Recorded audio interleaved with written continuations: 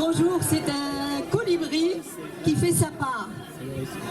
Voilà, un colibri, c'est lorsque vous vous souvenez, lorsqu'il y a eu un incendie et vous aviez les animaux tels que les éléphants, les tigres, etc. qui participaient pour éteindre l'incendie dans une forêt. Et puis vous avez le colibri, le petit oiseau qui se déplace très très vite, qui vole très très vite. Et il est venu et il leur a dit, on lui a dit, mais non, toi t'es trop petit, c'est pas la peine. Alors il leur a répondu, eh bien non, je fais ma part. Je fais ma part.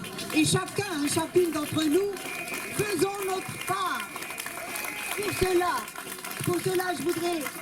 Alors, ce document n'est pas de moi, mais il est du collectif des médecins. Ils sont à peu près 40 000 médecins.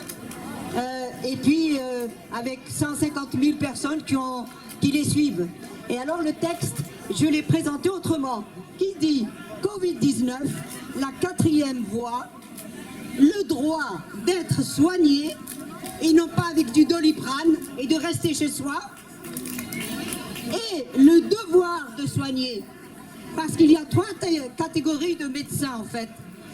Il y a les médecins qui suivent le serment d'Hippocrate et qui soignent, quels que soient les problèmes qu'on leur pose.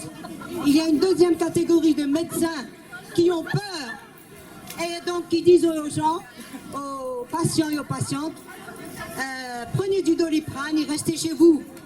Après, il est trop tard. Quand on arrive aux urgences, c'est trop tard. C'est trop tard. Vous comprenez? C'est trop tard. Il faut faire de la prévention. Quant à la 3e catégorie de médecins, ce sont ceux qui ont des conflits d'intérêts avec Big Pharma, l'OMS. Et donc, eh bien ceux-là, ce ne sont pas véritablement des médecins, parce qu'un médecin, ça soigne. Ça soigne. Et pour faire court, j'ai préparé une lettre au président de la République que je vais vous lire. Alors, elle n'est pas encore publiée parce que je n'ai pas trouvé encore un journaliste qui accepte. Alors, message au président de la République française.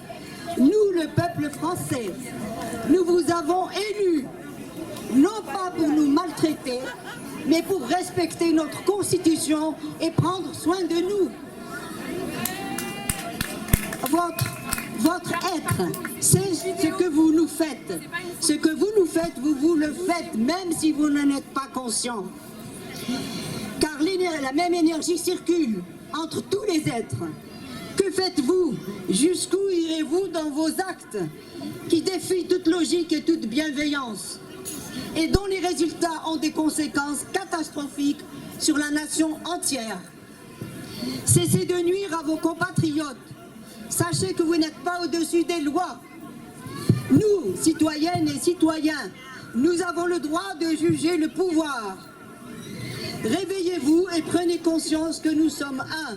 Changez de paradigme, c'est-à-dire de mode de fonctionnement, qui soit basé sur l'éthique en politique et le droit, car nous sommes nés libres et sommes interdépendants, interconnectés et intriqués.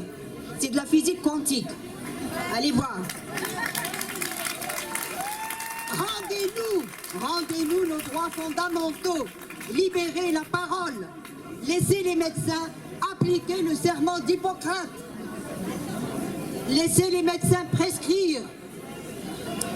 Ouvrez commerce, restaurants, théâtre, cinéma, centres de loisirs, musées, etc. Développez la croissance qualitative infinie de l'information. Ne bloquez pas l'information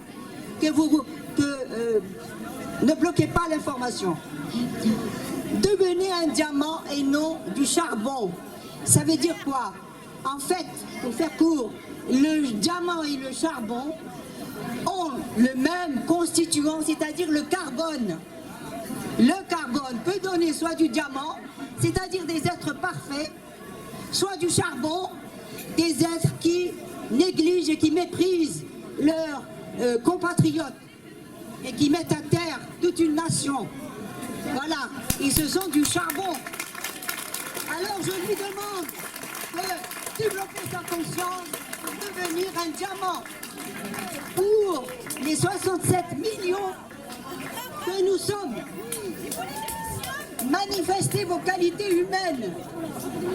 Nous sommes tous et toutes perfectibles et il n'est pas trop tard pour prendre conscience et devenir vraiment humain. Merci.